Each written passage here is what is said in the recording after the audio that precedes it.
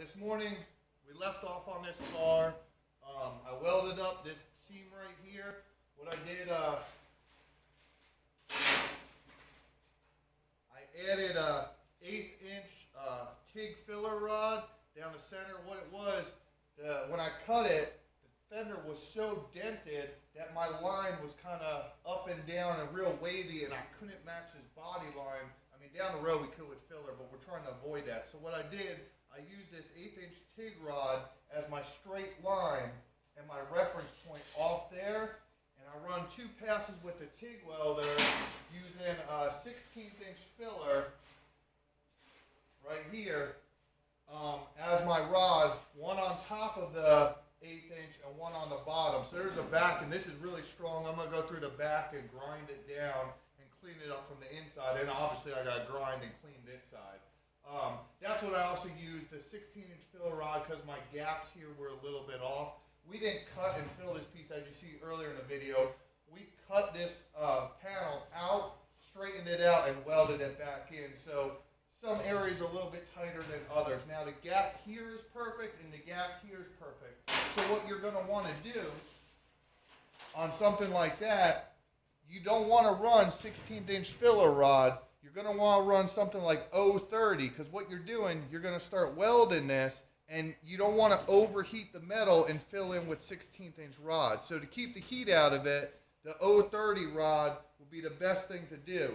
Now, the thing about 030 rod, it's hard to find, you can't buy it, so I'll give you a quick tip on how to make 030 rod for real cheap, and if you have a MIG welder, you already can do it. So let's get to it. So you have your MIG welder right here.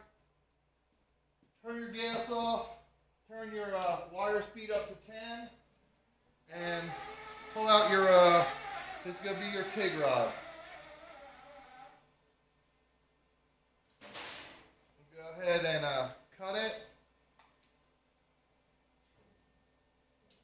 Turn off your MIG welder. Now, that obviously would not work as a TIG rod. You know, it's all twisted, curved, everything else. So what we'll do is we'll use this car. I usually use the drill, but the car's here. So loop it on itself.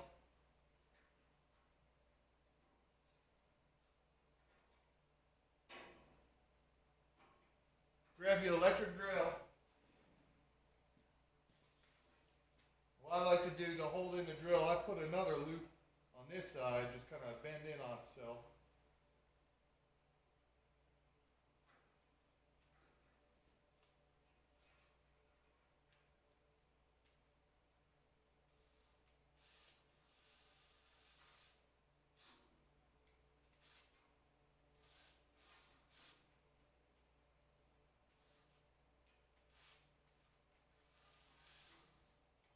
Get a good hold in the drill and pull.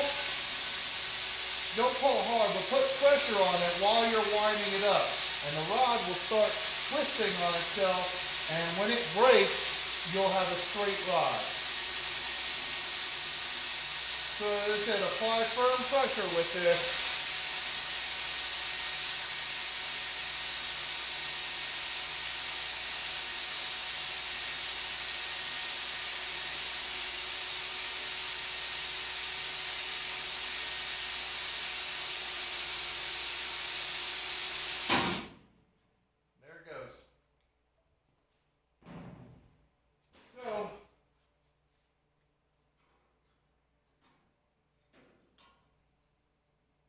A good enough straight TIG rod. Now you're going to waste some of it right there.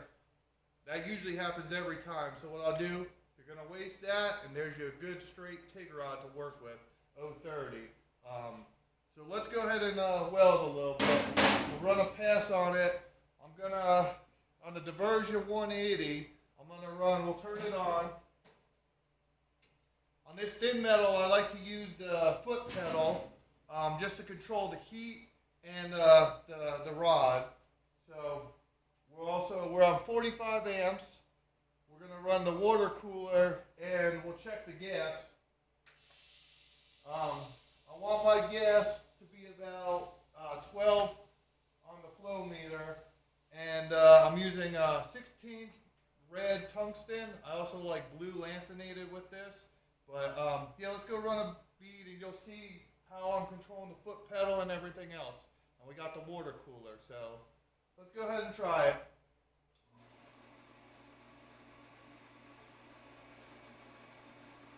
Ready to weld. We got the CK9 torch, 16-inch red tungsten. They said 30,000 filler rod. You'll see I'll work the control on the amperage on the machine a little bit, and we'll just weld a little bit. Like I said, you kind of got to get in a comfortable position to do this. It's still not the most comfortable, but do what you got to do.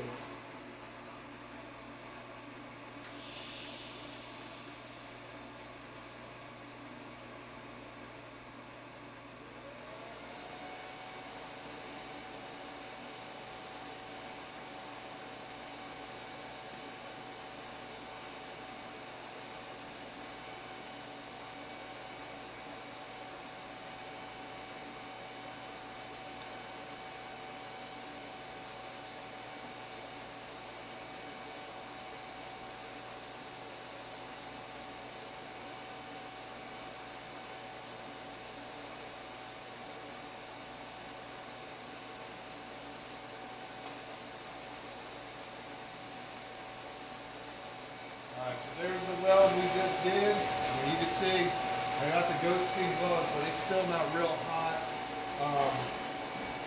Like I said, just practice with it. I think this is the best way to keep the heat out of the thing, and there's a little tip for it.